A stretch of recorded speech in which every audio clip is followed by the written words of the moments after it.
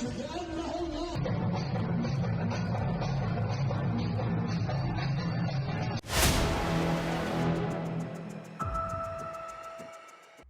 एक कहावत तो आप सभी ने सुनी है कि देखन में छोटा लागे घाव करे गंभीर। ईरान पर यह कहावत एकदम सटीक बैठती है।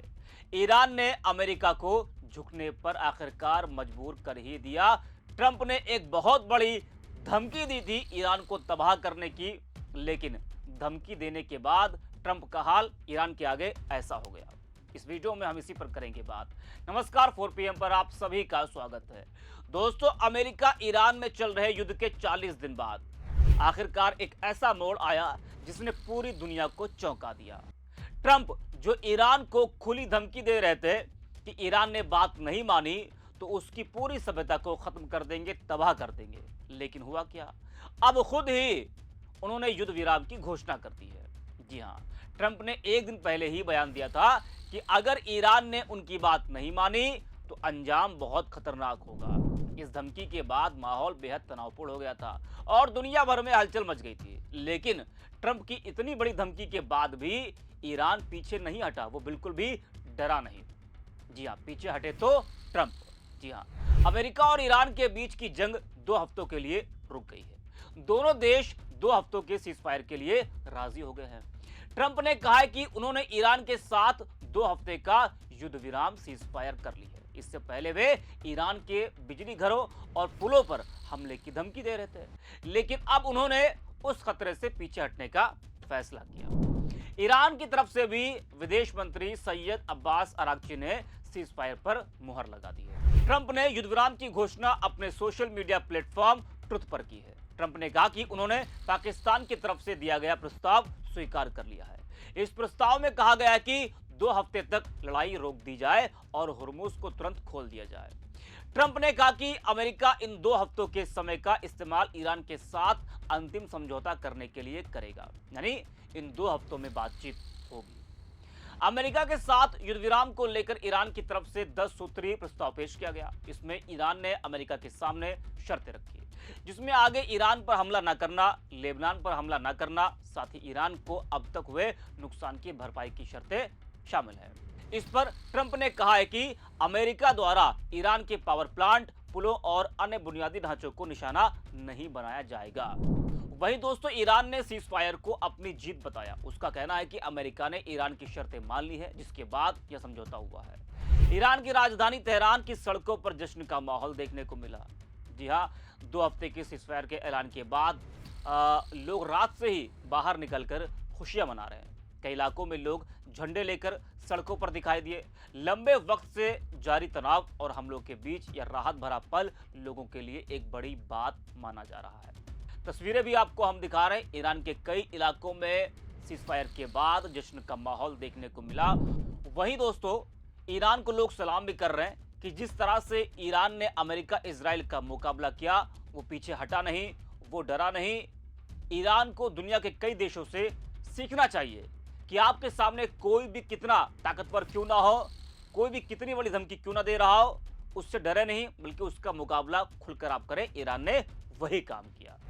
मिडिल ईस्ट में शांति स्थापित करने के लिए वाशिंगटन और तेहरान के बीच 10 अप्रैल को इस्लामाबाद में मीटिंग होने की बात भी सामने आई है। जी हां, शुक्रवार को पाकिस्तान की राजधानी इस्लामाबाद में अमेरिका और ईरान के अधिकारियों के बीच युद्ध विराम पर आगे की बातचीत हो सकती है।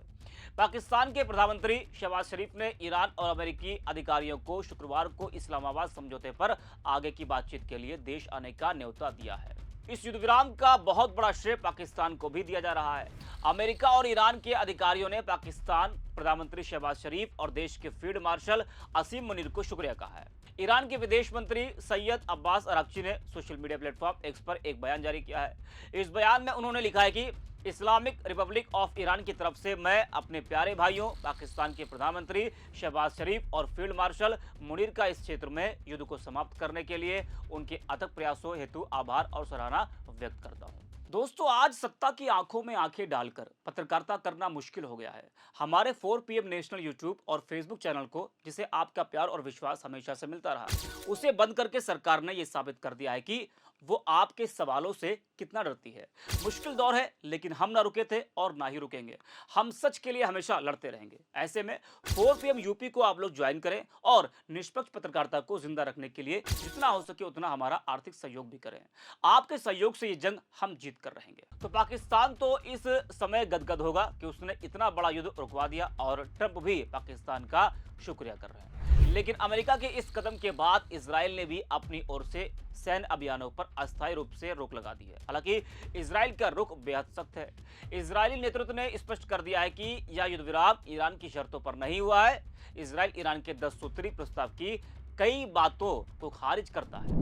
इजराइल की नजरें मुख्य रूप से इस बात पर टिकी है कि ईरान इस 2 हफ्ते के समय का इस्तेमाल अपनी मिसाइल या परमाणु क्षमताओं को फिर से संगठित करने के लिए न करे। इजराइल ने चेतावनी दी है कि ईरान की ओर से कोई भी गलती होने पर वह तुरंत और पूरी ताकत से पलटवार करेगा। दोस्तों, वहीं ईरान के आगे ट्रंप के झुकने के बाद सोशल मीडिया पर लोग ट्रंप के मजे ले रहे हैं। ऐनूर रजा नाम के यूजर लिखते हैं कि झुकती है दुनिया, झुकाने वाला चाहिए। जी हाँ, तो लोग कह रहे हैं कि झुकती है दुनिया, झुकाने वाला चाहिए। आगे लिखा है कि खामेनी की हत्या करके ट्रंप ने सोचा था जंग जीत लेगा, गाजा बना देंगे ईरान को, पर नहीं हुआ ऐसा। कल ट्रंप ने ईरान की हस्ती मिटा देने का ऐलान किया था। 4 घंटे के बाद घुटने टेक दिए। इतिहास में इस जीत को हमेशा याद रखा जाएगा। वहीं मोहम्मद अंसार लिखते हैं कि पता नहीं सभ्यता खत्म हुई है या सभ्यता शुरू हुई है। बहरहाल दुनिया ने देख लिया, ताकतवर के सामने सीना तान के खड़े होने वालों को ही जीत मिलती है, घुटने टेकने वालों को नहीं। या तो तमाम जो लोग हैं वो इस युद्ध विराम के बाद ईरान को सलाम कर रहे हैं। वहीं दोस्तों, ईरान अमेरिका में युद्ध विराम पर भारत में भी सियासी दलों के बड़े बयान सामने आ रहे हैं। उद्योग गुट की नेता प्रियंका चतुर्वेदी की प्रतिक्रिया सामने आई है। उन्होंने कहा कि ईरान को अपना पक्ष रखने का मौका मिल गया, अमेरिका ने अपनी इज्जत बचा ली, इजराइल को हकीकत का सामना करना पड़ा, पाकिस्तान को थैंक यू नोट मिला, भारत को उसका तेल मिल गया, दुनिया को अस्थायी रूप से ही सही शांति मिल गई। इस मामले पर ध्यान देने के लिए धन्यवाद। तो ईरान अमेरिका में जिस तरह से युद्ध विराम हुआ है, उससे लोगों ने राहत की सांस ली है। जी हाँ, और लोग जिस तरह से ट्रंप ने बड़ी धमकी ईरान को दी थी कि अगर ईरान ने उसकी बातों को नहीं माना तो वो ईरान को तबाह कर देगा, मिटा देगा, उसकी पूरी सभ्यता को खत्म कर देगा। लेकिन हुआ क्या, उसके कुछ ही घंटे के बाद ट्रंप साहब को ईरान के आगे झुकना पड़ा। तो लोग कह रहे हैं कि ट्रंप जो है ईरान से डर गए हैं, इस वजह से धमकी के बाद उनको झुकना पड़ा। इस वीडियो में इतना है। आप देखते रहे 4